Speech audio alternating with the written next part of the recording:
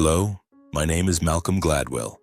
I'm 27 years old, and if you've happened to scroll through social media, you might have seen me somewhere, standing in the lush green fields of Montrose, Colorado, or sitting by an old wooden table, sharing simple stories about my family, my mom, my grandparents.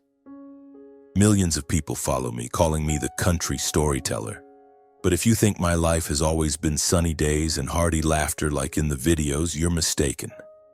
Everything started in a very different place, a place I once called home, but now only remains as shattered fragments of memory.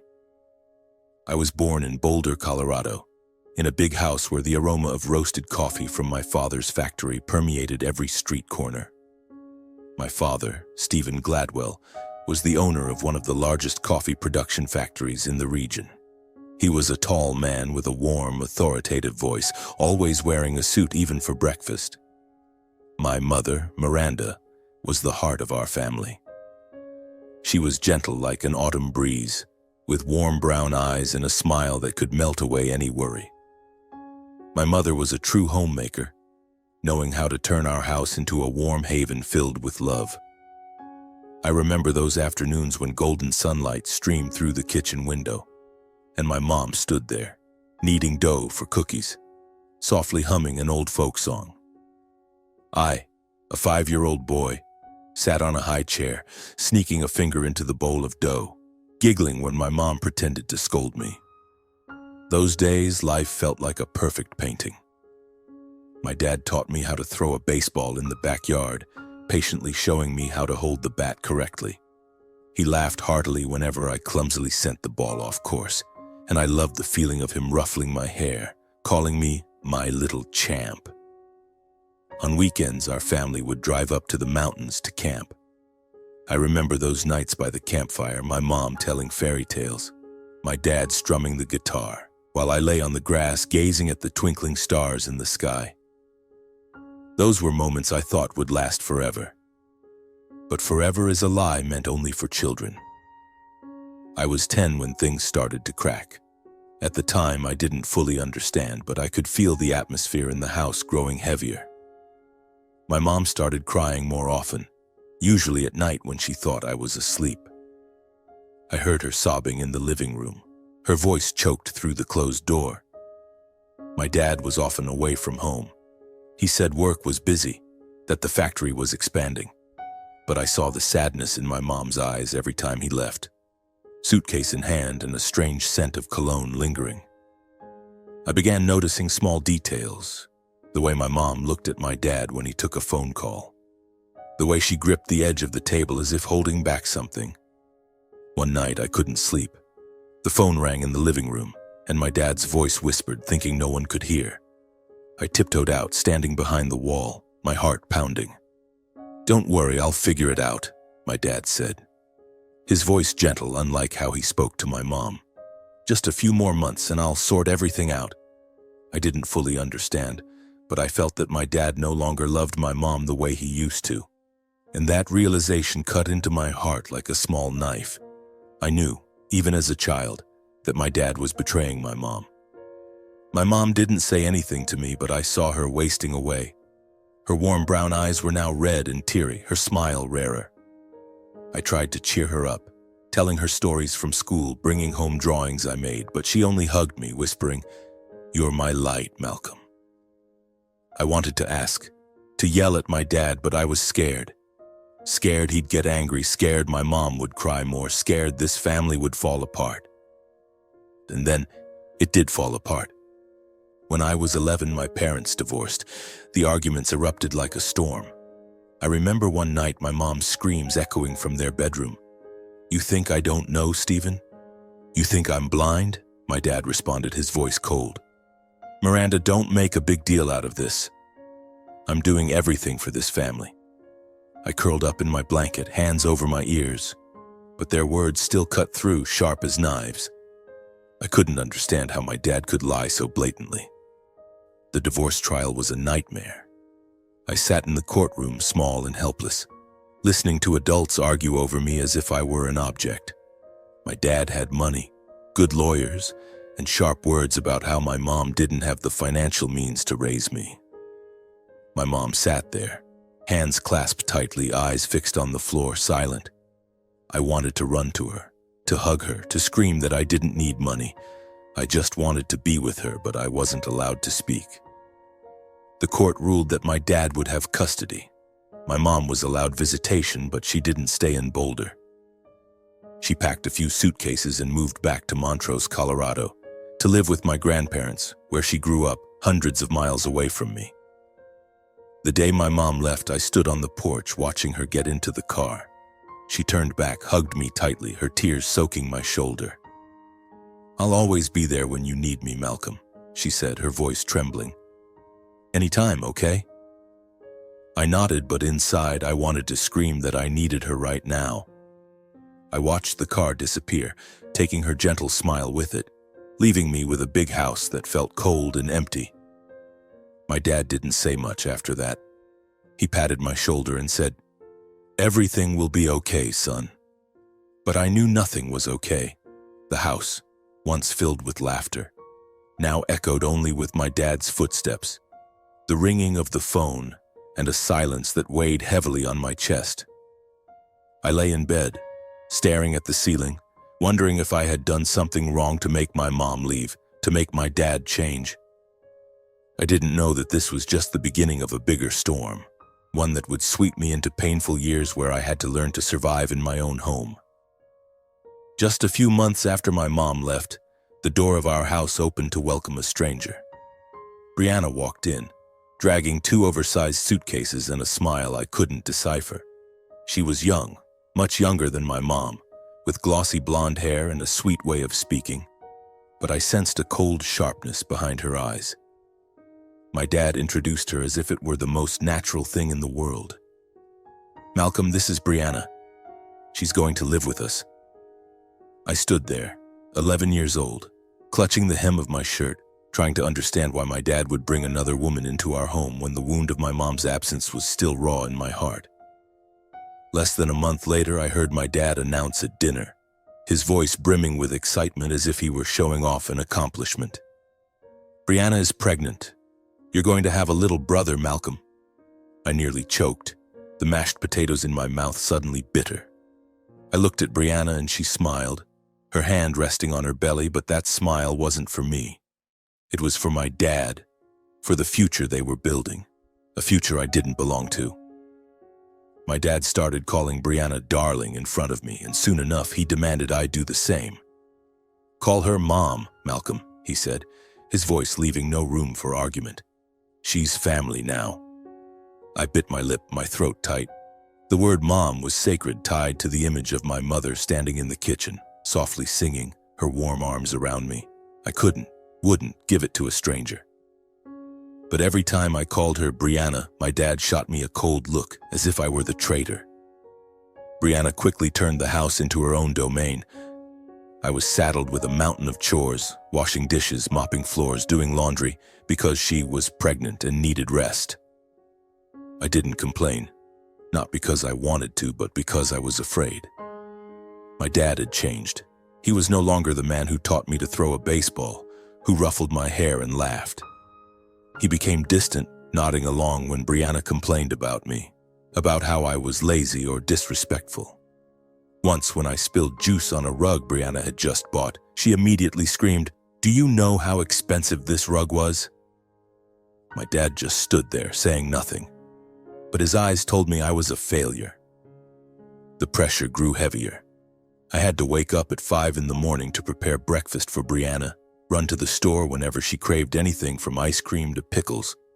If I messed up, even something small like folding a napkin incorrectly, Brianna would scold me in front of my dad. "He's ungrateful, Stephen," she'd say, her voice sweet as sugar but sharp as a blade. "He needs to be taught a lesson." My dad would nod, then turn to me. "If you don't change, I'll send you to a reform boarding school." The word boarding school rang out like a threat, like a prison I'd never escape. I knew he meant it. My dad had money, power, and I was just an 11-year-old boy with no voice. Brianna's punishments weren't always loud. Sometimes she disciplined me with silence, with cold glares when I entered the room. Once I overheard her whispering to my dad, "He's too much like his mother, always sluggish, useless." I stood behind the door, my heart crushed. I wasn't useless. I just wanted my mom, the old house, the days when I didn't have to live in fear in my own home. I started secretly calling my mom at night when my dad and Brianna were asleep. I hid in the corner of my closet, clutching the phone, my voice trembling as I heard her voice on the other end. "Mom, I miss you," I whispered, tears streaming down my face. My mom was always gentle, always patient. "I'm here, Malcolm.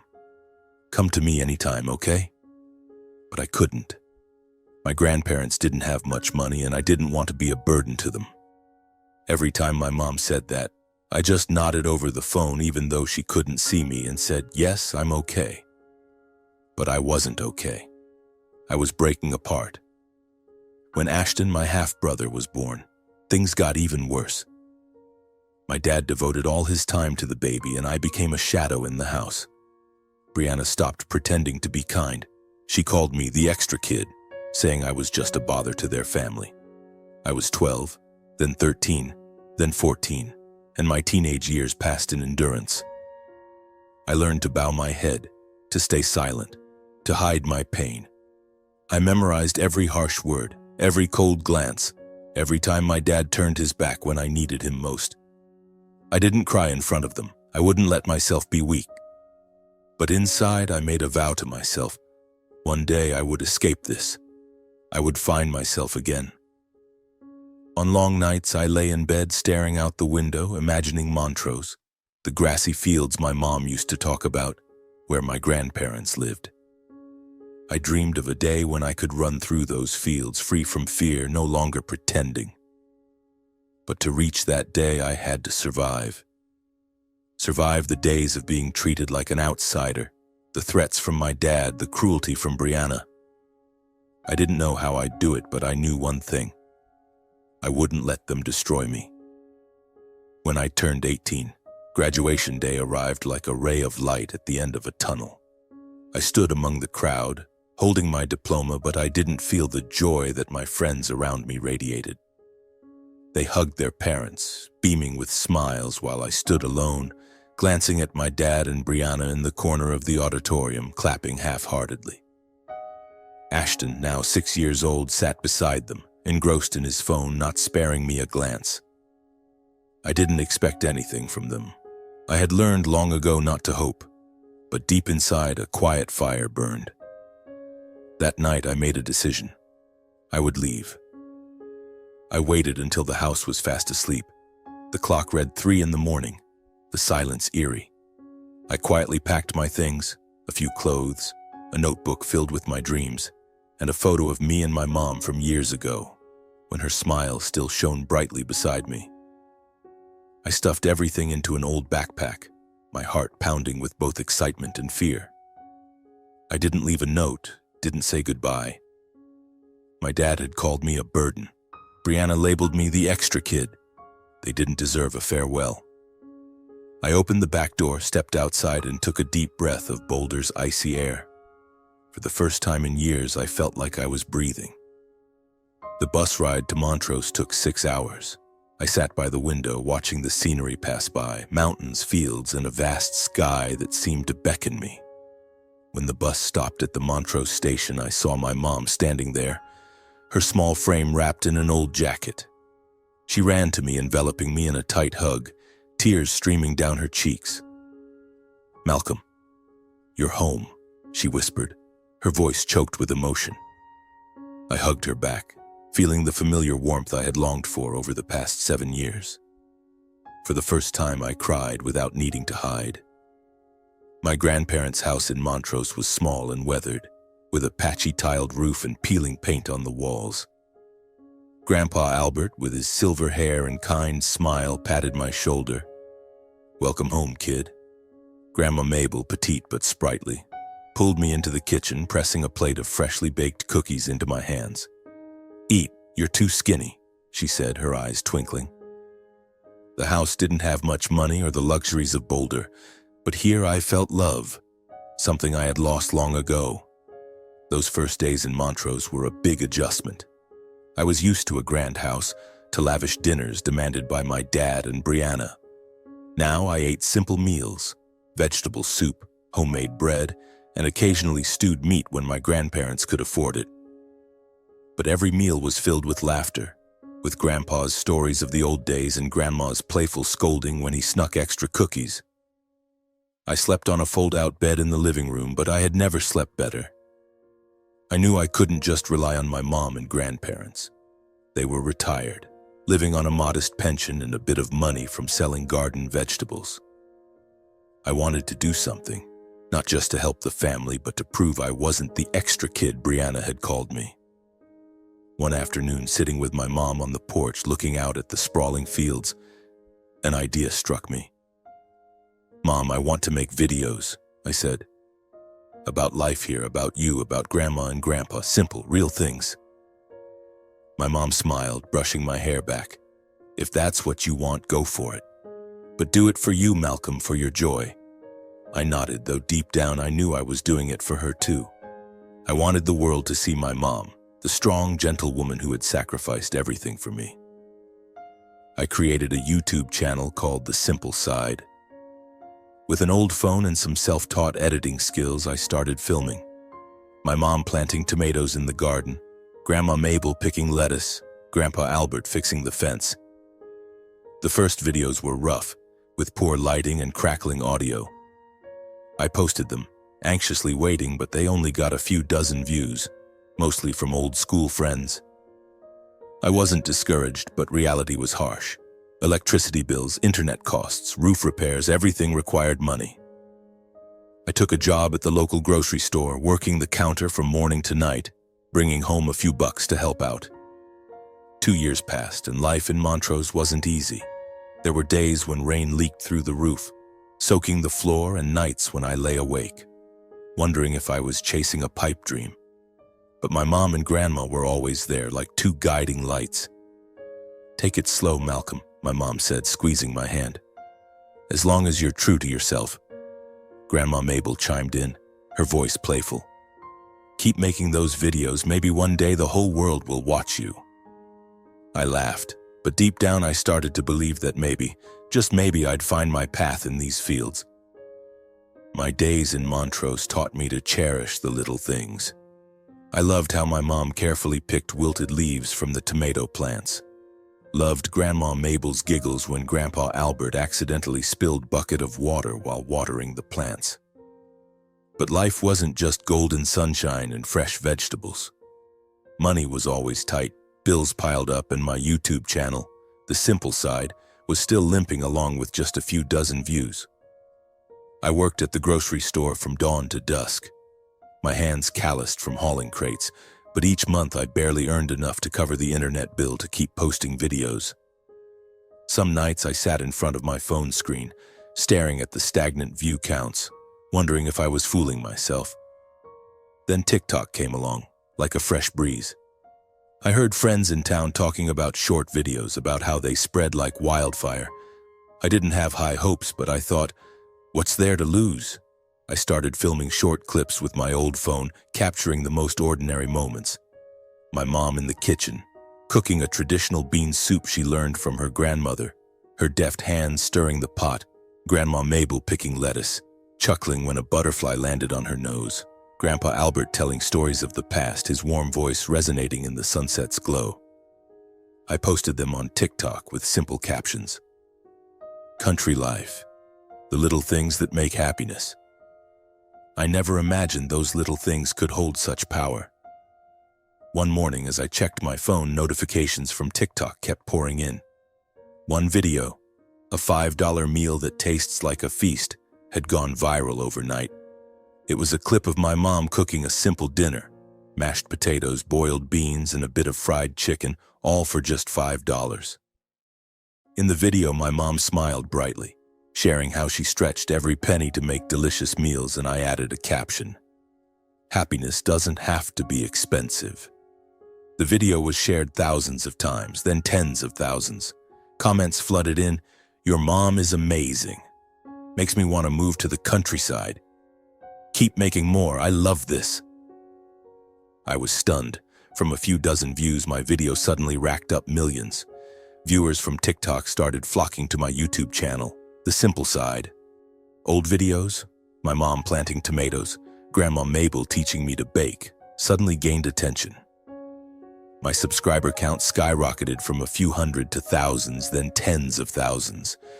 I started receiving messages from all over, from people saying my videos reminded them of home, of their moms, of simpler days.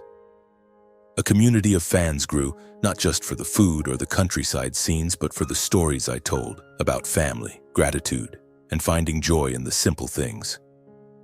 I spent more time filming videos, learning to edit, improving lighting and sound. I still worked at the grocery store, but every evening I sat at the kitchen table, tinkering with each frame, striving to make everything better. My mom and grandma became reluctant stars. Grandma Mabel, with her twinkling smile, loved to tease me. "Why are you filming this old lady? Who'd want to watch?" But she was always ready to stand in front of the camera, picking vegetables or sharing stories, as if she knew I was building something meaningful. By the time I was 25, everything had changed. Income from TikTok and YouTube started rolling in. First a few $100s, then thousands. One day I received an email from a food company offering to sponsor my videos. Then a kitchenware brand wanted to collaborate. Sponsorship deals poured in, from small brands to major companies. I checked my bank account, hardly believing my eyes. The balance exceeded $1 million. I, Malcolm Gladwell, the kid once called Extra, was now standing on my own 2 feet, thanks to videos about my mom and the grassy fields. The first thing I did was fix up the old house in Montrose. The roof no longer leaked, the walls got a fresh coat of paint, and the kitchen was equipped with a new oven for my mom to cook to her heart's content. I bought my mom a car, not a fancy one, but reliable enough for her to drive to the market or visit friends. For Grandpa Albert, I got a comfy armchair where he could read the newspaper without back pain. Grandma Mabel got a new garden filled with all her favorite flowers. I didn't brag or post videos about what I bought. I just kept sharing. My mom cooking new dishes, Grandma telling jokes, Grandpa teaching me how to fix a fence. The values I learned from them, family, gratitude, perseverance, were what I wanted to spread. Some nights I sat on the porch, gazing at the fields shimmering under the moonlight, my heart swelling with gratitude. I had come a long way, from a scared boy in a cold house in Boulder to a man who found meaning in the simple things. But deep down, I knew the past was still there, like a shadow waiting to return. One autumn afternoon, as golden leaves began to fall across the Montrose fields, I was helping my mom weed the garden when I heard the unfamiliar sound of a car horn. I looked up and saw a sleek black sedan parked at the gate. The door opened, and a figure stepped out, tall but gaunt with graying hair, still wearing the familiar suit, though now it was wrinkled, no longer pristine as it once was. My heart sank as I recognized him. Stephen Gladwell, the father I hadn't seen since leaving Boulder 7 years ago. I stood there, gripping the hoe tightly, sweat trickling down my forehead, unsure of what to feel. Anger? Pain? Or just the emptiness I had tried so hard to bury? He approached, his once polished leather shoes now caked with road dust. "Malcolm," he called, his voice hoarse, as if he'd just weathered a storm. "You look healthy." I didn't respond, just stared at him, waiting. I knew he wasn't here for a casual visit. My mom stood behind me, her hands pausing in the weeds, her eyes tense but gentle. "Come inside, Stephen," she said, her voice calm but distant. I wanted to tell her not to invite him in, but I stayed silent, following her as we led him into the small living room with Grandpa Albert's armchair and the faint scent of cookies wafting from the kitchen. He sat down, his hands clasped tightly, his eyes scanning our humble home. "You've done well, Malcolm," he began, his voice tinged with awkwardness. "I've seen you online. Millions of followers, right? You're famous now." I frowned, a wave of unease rising within me. He never cared about me when I needed him most. So why was he here now with hollow praise? "What do you want?" I asked bluntly, my voice laced with caution. He took a deep breath, his sunken eyes revealing exhaustion. "I need your help, Malcolm. My company is on the verge of bankruptcy. I've tried everything, but the coffee market crashed. Competitors are stronger and... Ashton, he's no help. He just spends money, parties, destroys everything." I almost laughed, but not out of amusement. Ashton, my half-brother, now 13, was the product of my dad and Brianna's blind indulgence. I remembered the times he got everything he wanted while I was scolded for spilling a glass of water. But I said nothing, just looked at him, waiting for him to get to the point. "I want you to invest in the company," he said, his voice dropping, almost pleading. "You have money, Malcolm. You could save the factory. I'll transfer ownership to you, all of it, if you want. Just help me get through this." He looked up, his eyes full of hope. But all I saw was the desperation of a man who once thought he controlled the world. I took a deep breath, feeling as if a stone were pressing against my chest. Memories flooded back. The nights I hid in the closet crying as I called my mom. The times Brianna called me useless. The times my dad turned his back when I begged him to protect me. I looked him in the eye, my voice calm but icy. "I begged you to save me when I was a kid. You refused." Silence engulfed the room. My mom stood behind me, her hand resting lightly on my shoulder as if lending me strength. My dad stiffened, his face flushing red. Then he leapt to his feet, pointing at me. "You dare speak to me like that? I'm your father. I raised you, gave you a home, gave you everything." His voice hissed, like it used to when he wielded his authority to crush me. But I was no longer the frightened 11-year-old boy. "You gave me a house but not a family," I replied, my voice still steady. "You chose Brianna. You chose Ashton. You chose your company. I survived without you, and now you'll have to do the same." My dad trembled with rage, his mouth stammering curses. "You'll regret this, Malcolm. You think you're something, just a kid making silly videos famous by dumb luck." But his words no longer carried weight. He had no power, no leverage to threaten me anymore. He turned and stormed out, the door slamming shut behind him. I stood there, my heart pounding, but not from fear. For the first time, I felt I had won. Not because I was stronger than him, but because I had chosen to live differently. My mom hugged me from behind, whispering, "You did the right thing, Malcolm." I nodded, but deep inside, an old wound throbbed. I didn't want my dad to fail, but I couldn't save him. Not because I lacked the means, but because he had never saved me. A year passed since the day my father stormed out of the Montrose house, leaving behind his curses and helpless anger. My life flowed on, like a quiet stream winding through the grassy fields. The simple side channel thrived more than ever. Videos of my mom cooking bean soup, Grandma Mabel teaching me to plant flowers, or Grandpa Albert sharing stories of the past continued to draw millions of viewers. I was no longer the boy secretly filming with an old phone. Now I had a small team helping with editing, a modest filming corner in the shed, and sponsorship deals from major brands. The income from TikTok, YouTube, and sponsored projects was enough for me, my mom, and my grandparents to live comfortably, no longer worrying about a leaky roof or electricity bills. The house in Montrose was now much nicer, with new windows, a vibrant flower garden for Grandma Mabel, and a cozy reading nook for Grandpa Albert. My mom had a car for market trips, but she still preferred walking, saying the breeze through the fields made her feel free. I looked at them, my mom, my grandparents, and my heart swelled with gratitude. They were the ones who kept me standing when I thought I'd collapse. Every video I posted, every story I told was a tribute to them, to the family I once thought I'd lost forever. But the past never truly disappears. One morning, as I scrolled through my phone while sipping coffee, a local news headline caught my eye. "Boulder coffee entrepreneur hits rock bottom." I clicked on the article, my heart pounding. There was a photo of my dad, not the powerful man in an expensive suit, but a weary old man, his hair almost entirely gray, wearing a tattered coat, standing in front of a construction site. The article detailed how his coffee company had gone completely bankrupt, drowning in debt. Brianna, my stepmother, had left with another man taking most of the remaining money. Ashton, now 14, was living with a distant aunt, still spending recklessly, indifferent to his father. My dad was now working as a laborer, scraping by in a rundown rented room on the outskirts of Boulder.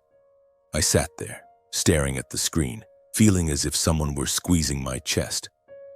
I no longer loved my dad, no longer saw him as family, but seeing him, a man who once thought himself invincible, now broken, stirred an indescribable pain. It wasn't pity, but a pang of sorrow for someone who had lost everything. Not just money, but the things that mattered more. I brought the article to my mom, unsure of what I wanted to hear from her. She sat at the kitchen table, skimmed the story, then set the phone down, her eyes distant. "Mom," I said hesitantly, "I don't know what to do. I don't want to help him, but I don't want to see him like this either." She looked at me, her warm brown eyes as gentle as they were when I was a child. "Forgiving doesn't mean forgetting, Malcolm," she said slowly. "It doesn't mean you have to let him back in to hurt you again. But helping, even just a little, without letting them harm you anymore, that's strength. That's how you prove you're different from them." Her words were like a gentle breeze, sweeping through the dark corners of my heart. I thought about those years in Boulder, the nights I cried in the closet while calling her, the times my dad turned his back when I begged for his protection. But I also thought about who I was now, a man who had found his own path, not because of him, but because of my mom, my grandparents, and myself. I didn't want to become like my dad, consumed by resentment. I wanted to be better. After many sleepless nights, I contacted a charity organization in Boulder.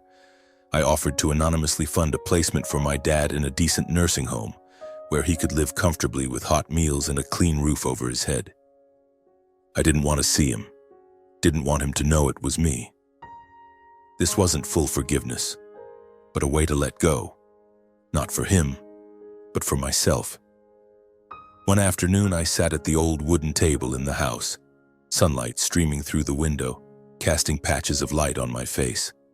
I turned on the camera as I had so many times before, but today I wanted to say something different.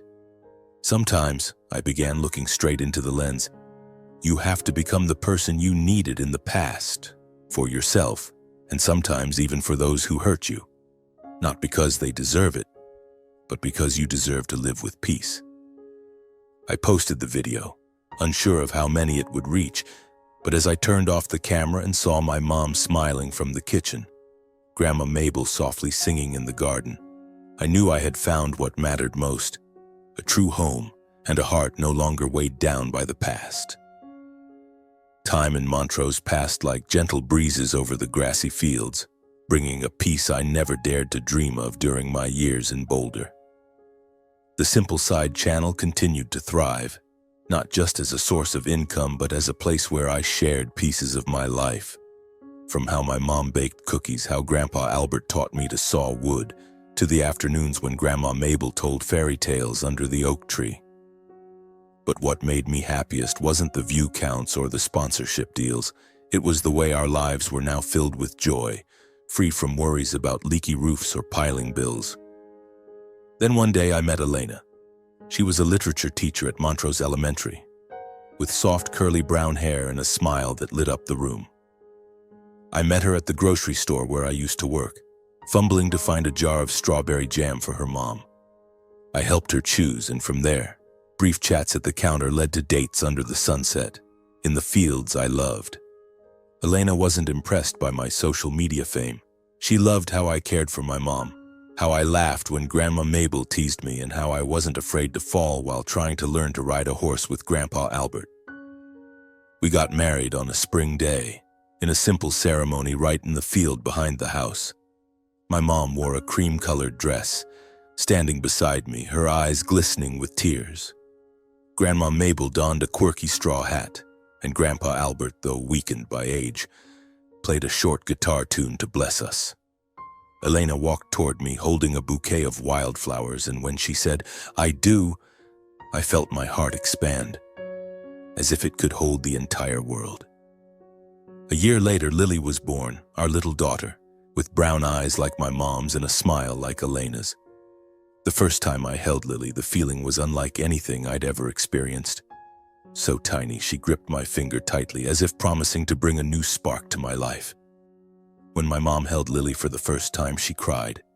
Not the sad tears of the past, but radiant tears of joy. "Look at her, Malcolm," she said, her voice choking. "She's the light of our whole family." Grandma Mabel and Grandpa Albert couldn't hide their happiness either, taking turns holding Lily, singing her the same folk songs they once sang to me. My life now felt almost perfect.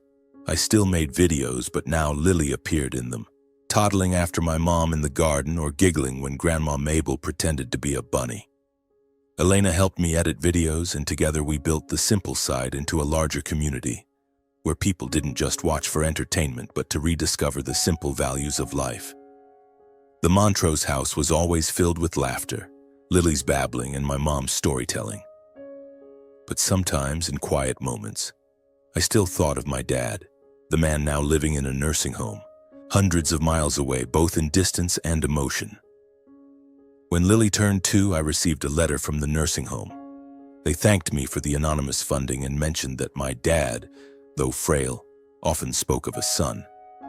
The letter didn't say it outright, but I knew he meant me. I didn't respond, but the letter sat on the kitchen table for days, a reminder that the past never truly leaves. On my dad's 60th birthday, I felt an inexplicable urge. I wanted to see him, not because I needed his forgiveness, but because I wanted Lily to meet her grandfather, even if just once. I asked my mom, worried she'd object, but she only smiled, placing a hand on my shoulder. "Go, Malcolm," she said. "Not for him, but for you and Lily. To close this chapter your way."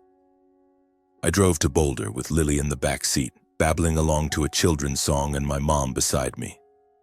Quiet, but with eyes full of support. The nursing home was on the outskirts, a clean but modest building. When I walked into my dad's room, I almost didn't recognize him. He was frail, his hair completely white, his hands trembling as he held a glass of water. But when he saw me, his eyes lit up, if only for a moment. "Malcolm," he called, his voice weak. "You came." He looked at Lily, then at my mom, and I saw tears glisten in his eyes. I'm sorry," he said, his voice breaking. "I was wrong, Malcolm. I lost you. Lost everything." The words came late, but they still touched a small corner of my heart. I didn't say anything, just let Lily walk up to him, holding out a drawing she'd made, a house under the sun. He took it, tears falling onto the paper. I didn't promise to return, didn't promise full forgiveness. But as I left, I felt lighter, as if I'd released the final anchor of the past. On the drive back, Lily slept soundly on my mom's shoulder, and my mom held my hand, whispering, "You did it, Malcolm. You became the person you once needed." The drive back to Montrose felt longer than usual. But the air inside the car was warm, filled with soft laughter and Lily's gentle breathing. Elena sat beside me, her hand gripping mine tightly as if she understood everything swirling in my mind. I looked out the window, watching the Colorado mountains glide by in the twilight, my heart filled with a strange sensation, not complete happiness, but a peace I'd never known. The meeting with my dad had closed an old chapter, though it left faint scars. I thought of him, his red-rimmed eyes as he held Lily, his belated words of regret. Maybe he had changed, or at least he was trying to. But I wasn't in a hurry. Time would tell. When we reached home, it was pitch dark. The little house in Montrose welcomed us with the warm golden glow of the porch light. Grandma Mabel stood at the door, her radiant smile lighting up the night, a steaming pot of soup ready. "You're back, kids. Tell me, how was today?" she asked, her voice brimming with childlike excitement. Grandpa Albert sat in his armchair, nodding a greeting, his eyes twinkling with curiosity. We gathered around the dining table, recounting the visit, keeping to the lighter details, avoiding the heavier ones.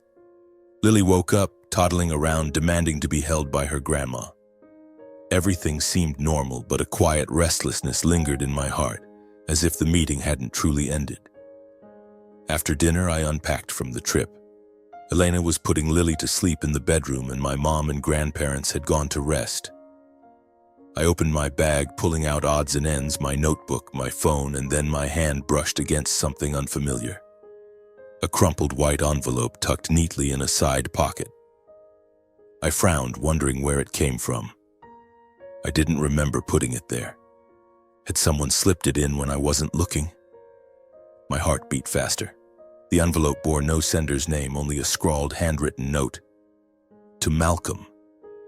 I sat at the old wooden table in the living room, the desk lamp casting light on the paper. My hands trembled slightly as I tore open the envelope. Inside were a few thin sheets written in a familiar hand, my dad's. I recognized it instantly, though I hadn't seen it in years. The once bold strokes were now shaky, as if written with intense emotion. I took a deep breath and began to read. Dear Malcolm, I write this letter during long nights at the nursing home, when all that surrounds me is loneliness and haunting memories. I've thought about sending it to you many times, but each time I picked up the pen, I hesitated. I was afraid you'd tear it up without reading, afraid you'd think these were just the empty words of a dying old man. But today, when you visited, I slipped it into your bag. This might be my last chance to say what's in my heart.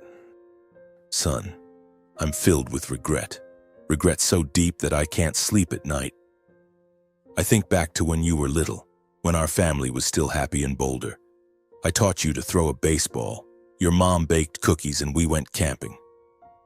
Those moments were real, Malcolm, but then I destroyed it all. I had an affair with Brianna, abandoned your mom, and let you endure years of pain.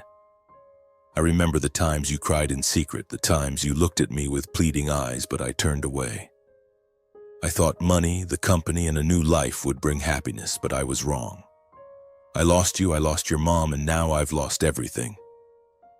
I'm tormented by how I forced you to call Brianna Mom, how I threatened to send you to boarding school, how I let you do chores like a servant. I saw you endure, saw your strength, but I did nothing. When you left at 18, I knew you wouldn't come back, but I pretended it didn't matter. Ashton, he's the result of my blind indulgence. He's not like you, Malcolm. He spends recklessly, has no ambition, and now, with my bankruptcy, he's abandoned me. I deserved that, but you didn't. You deserved a better father. But Malcolm, alongside my regret, I'm proud of you. I've followed you on social media, secretly watching your videos. You built the simple side from nothing, from those tough days in Montrose.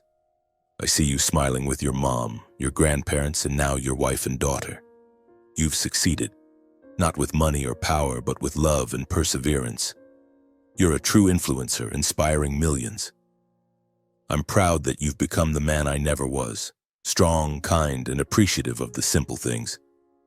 I don't expect you to forgive me right away. I know the wounds are too deep, but if you can, please forgive me, Malcolm. Not because I deserve it, but because you deserve to live without this burden. Live happily with Elena and Lily.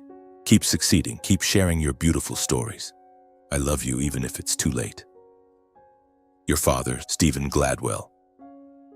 I read the letter over and over, tears streaming down my face unnoticed. The words were like knives, both painful and healing. He'd written it long ago, perhaps before my visit, but hadn't dared to send it. He slipped it into my bag while holding Lily when no one was looking. I felt the torment in every stroke, the regret he'd kept hidden for years. I wondered if things would have been different had he sent it sooner. But I shook my head. The past was the past. This letter was his final gift, a sincere confession. I folded the letter, my heart in turmoil. I wanted to tell Elena to hold her and cry, but then my phone rang. An unfamiliar number from Boulder. I answered, my voice trembling. Hello? Mr. Malcolm Gladwell, this is the nursing home. Your father, Stephen, has had an accident. He jumped from the rooftop. We tried to save him, but He didn't make it. We're so sorry. We need you to come right away." The world around me collapsed. I shot to my feet, clutching the phone until my knuckles turned white. My dad jumped? How? We'd just seen him. He'd smiled at Lily, promised to live better. The letter, was it his goodbye? I said nothing, only whispered, "I'm coming." I didn't tell my mom, not wanting to cause her more pain. She'd been through enough. I rushed to the bedroom, shaking Elena awake. "I have to go to Boulder now. My dad. Something's happened. Don't tell Mom yet." Elena looked at me, her face pale, but she nodded, hugging me tightly. "Be careful. I'll take care of things here." I drove through the night, cold wind rushing through the window, my mind in chaos. Why did he do it? After seeing us, after the letter, did he think he'd said enough and could leave? I pressed the gas, tears blurring my vision, memories flooding back.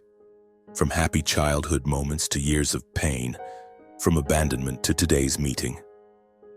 I regretted not staying longer, not saying I'd forgiven him. When I reached the nursing home, dawn was breaking, but the autumn sunlight couldn't pierce the thick fog clouding my mind. I parked hastily, my legs trembling as I walked the gravel path to the modest building where the smell of disinfectant mingled with heavy silence. A reminder of life's fragility.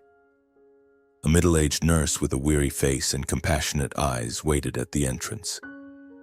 She gently took my hand, leading me down a long hallway where elderly residents sat in wheelchairs, staring out windows with distant gazes. He's gone," she whispered, her voice choked, as if she'd seen too many tragedies. "We did everything we could, but..." My dad's room was at the end of the hall, a small space with half-drawn curtains letting in faint rays of sunlight onto the worn wooden floor. He lay there on a stark white hospital bed, motionless, his face serene as if in deep sleep, free of the worry and remorse I'd seen just hours before. His skin was pale, his gaunt hands folded on his chest, as if he'd arranged himself for this final moment. I sank to my knees beside the bed, gripping his hand, the hand that once taught me to throw a ball, that patted my shoulder coldly, now icy to the touch. Tears poured out uncontrollably, dripping onto the floor, mingling with my choked sobs. "Dad, why?" I whispered, my voice breaking like a lost child's. "You just met your granddaughter. You said you were sorry. Why did you do this? Why did you leave me again?" I pressed my face to his hand, the coldness spreading, a cruel reminder that it was too late. The nurse stood behind me, her voice trembling as she recounted. "He jumped in the middle of the night, a few hours after your family left. We heard a loud noise from the rooftop. By the time we got there, it was too late. No note, no warning signs, just the letter he was clutching, but he let it go before... We think he knew you'd find it." She handed me a small piece of paper, but I already knew. It was a copy of the letter he'd slipped into my bag. I nodded, my heart breaking, wondering if he saw our meeting as his final goodbye, if he chose to leave thinking he'd been partially forgiven. I called Elena immediately, my voice cracking through tears. "Babe, my dad's gone. He took his own life." Elena sobbed on the other end, her voice breaking. "Oh, Malcolm, I'm so sorry. I'll bring Mom and Lily right away. Stay strong, my love." She promised to shield my mom for now, to keep her from breaking down on the way. While waiting, I sat by my dad's bed, planning the funeral in my mind, a simple ceremony in Boulder, where he'd once built his coffee empire, where he'd been a powerful man. I called the funeral service, my voice robotic, listing mundane details: an oak coffin, white daisies, his favorite flower from long ago, and a grave beside our ancestors under the familiar hills. The funeral took place 2 days later, under a heavy gray sky, as if nature itself were mourning. The Boulder cemetery was windswept, with rows of cold stone graves and the damp smell of earth. Few attended, just a handful of former company employees, who once respected him but now exchanged awkward glances, whispering about the fall of an empire. Some old friends, gray-haired men shaking their heads in regret. And Ashton, now a lanky teenager, standing sullenly in a corner of the cemetery,